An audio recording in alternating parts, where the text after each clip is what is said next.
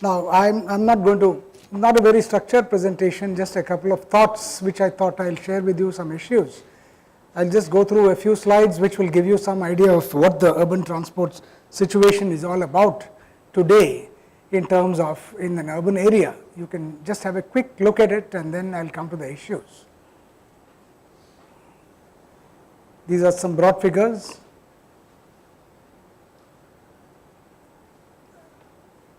The last point in this slide says that Mr. Bal was talking about public-private partnerships, but most of the investments is expected to come through the city budget, and I think that's going to be the reality. It's not going to be the exception to it. Now, I'll just quote a few traffic characteristics of some of our cities, which was undertaken in the Wilbur-Smith's Associate study of 2009. And these are some of the things. All of us know what is happening here in terms of growth of personalized vehicles, decline of the public transport, and absence of road space or just too much of congestion, and so on and so forth. So these are things that everyone knows about, just trying to emphasize that a little. Trip rates have increased because everyone wants to move for all sorts of things, and with of course personalized vehicles it has gone up further. Increase in the sprawl of the city, trip lengths have increased in terms of length, and I'm not talking necessarily of sprawl in the context in which it is used as far as Western countries are concerned, the advanced countries, but the way we have it. Our sprawls are all very dense in most of the cities. The average city speed is given, and now this is expected to be come down. Nothing changes. It's expected to come down drastically to whatever the figure that's quoted here. Decline of the walk mode, the non-motorized transport. It appears when one goes out that one has a thought that everyone is born in a car and has to move in the car all the time. But we start walking, and that's the basic fundamental mode. But very little of thought is given to that. And they don't exist, the pedestrians don't exist, and so on. Okay, so these are some of the key concerns that we are dealing with: the population growth, urban patterns, and the role of the public transport, the role of motorized transport, the implications of all these. I've also introduced what is called the goods mobility issues. I'll come to that in a little moment. No one talks about it in the urban context, unfortunately, but I'm concerned with it at least a little because of my own interest in certain, I'll come to that later. What are the sort of choices before us, and so on.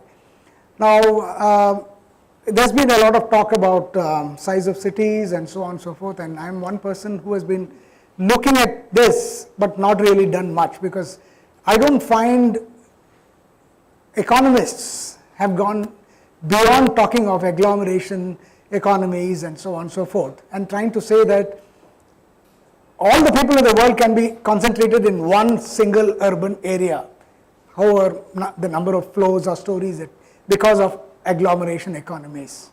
Now, this is not something that is happening. Every day on a daily, every day, you see it in Bangalore or Bengaluru or Mumbai or Delhi and so on. There are diseconomies. Now, how are we trying to measure it? We see it in the sort of speeds, we see it in the sort of convenience or inconvenience that people go through, the congestion that takes place and so on.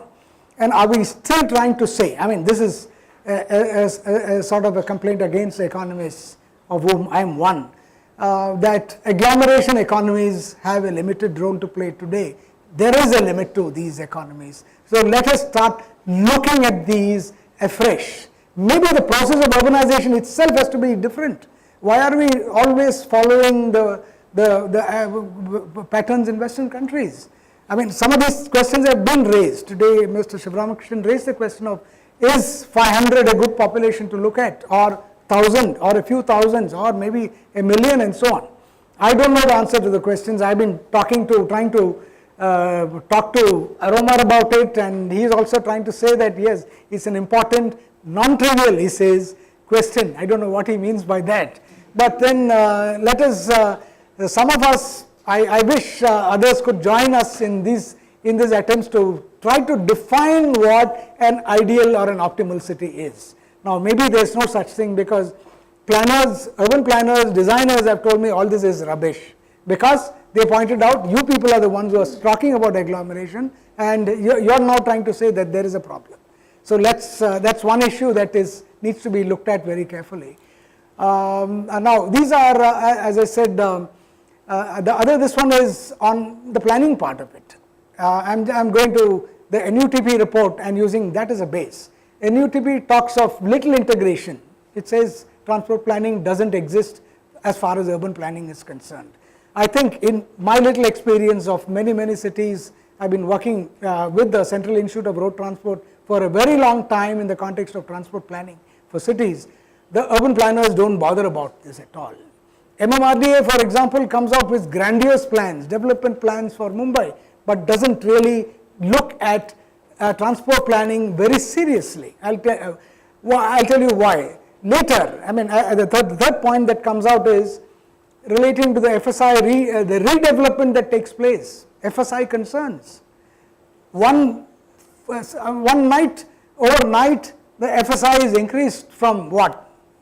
From 2 to 15 or 5 or 6 or 7. And today, the Confederation of Indian Industry, the president of that, says Mumbai needs an FSI of 15. Now, I don't know where it's going to take us to. So, there is very little of integration between the two. Whatever happens is by chance. Infrastructure, the public transport, I'll give you the Mumbai example because that's what I've been studying very carefully. There is very little of public investment that has taken place in Mumbai between 1960 and almost till now. Something like a metro is coming up, but we don't know when. 2011, phase 2 has gone into it and has already been scrapped. It's not even come up, it's been scrapped. Phase 3 is coming up. I don't know what all this means, because we just don't understand. In 67, the Joint Technical Group of the Planning Commission had built up elaborate plans for corridors, different corridors, both the metro underground as well as overground, at a cost of something like 600 crores. I wish it had come that time.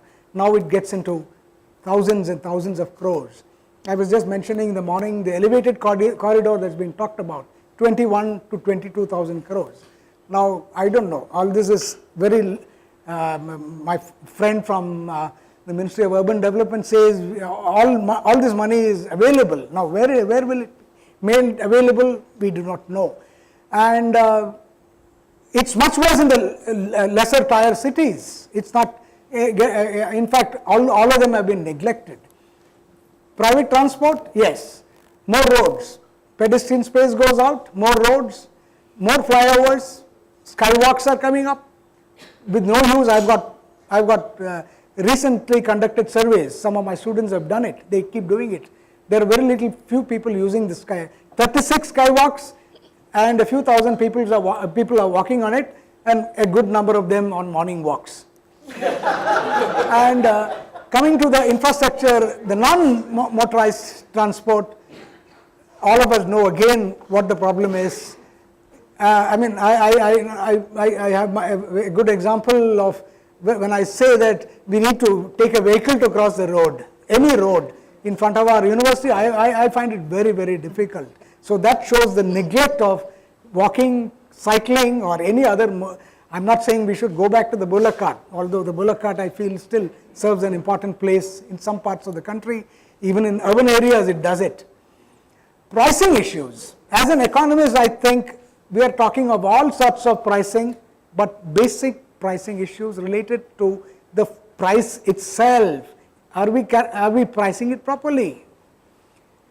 The season ticket that is issued in Mumbai, you can have a look at it. It takes care of 4 trips or 5 trips totally, or 10 trips at a maximum, and so on and so forth. So we need, I've extensively looked into it under various projects, the BEST, the Mumbai Suburban Railway System, the PMPNL, the urban SRTUs and so on and so forth.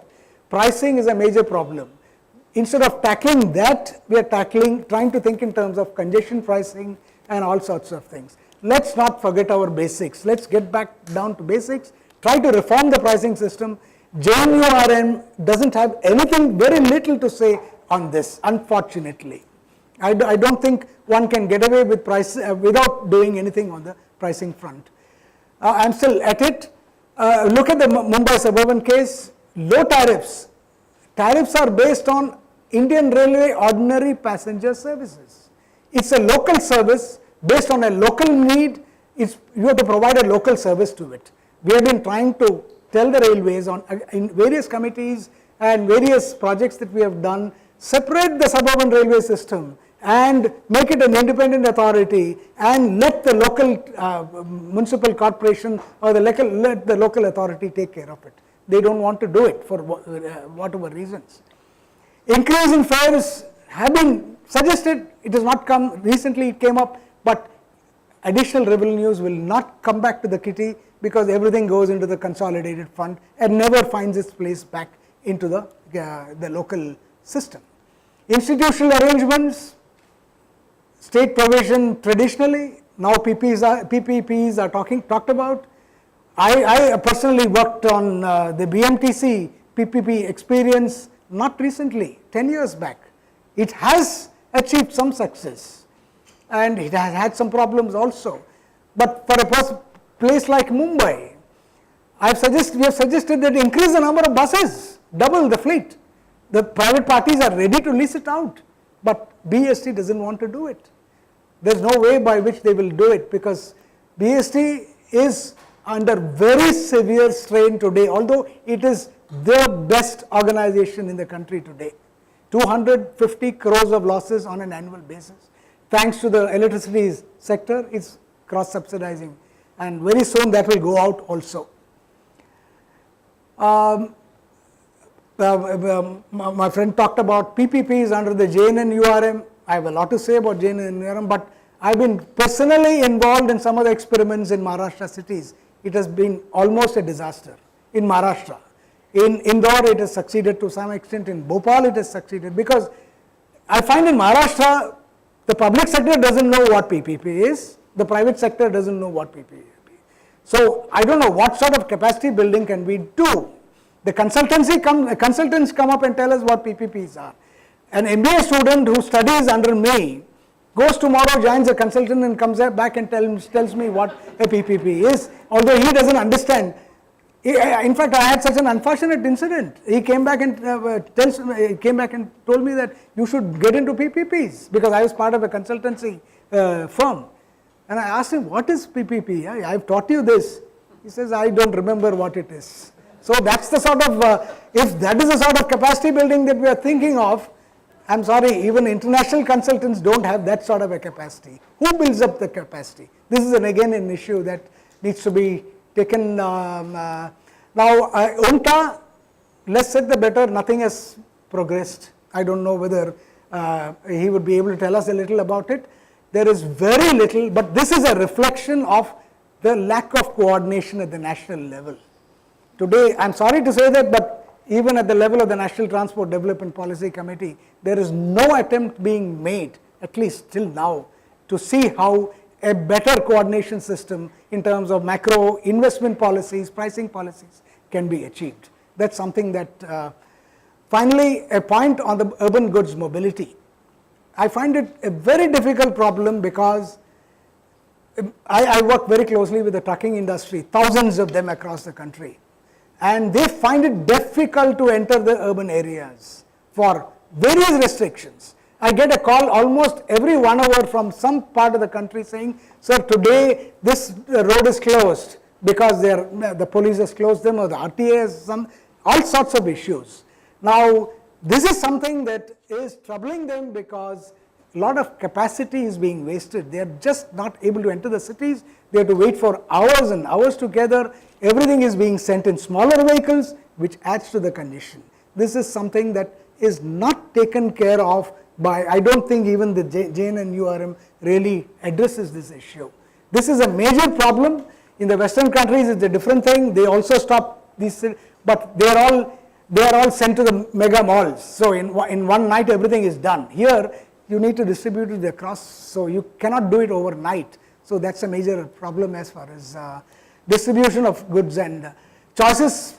As I said, look at size of cities. I think it's an important issue for a research issue, and even at the level of maybe in terms of population, pricing issues, emphasis on building transport capacity in the public sector, insist on good pedestrian paths, not skywalks, and coordination of planning and operations is a must. Thank you.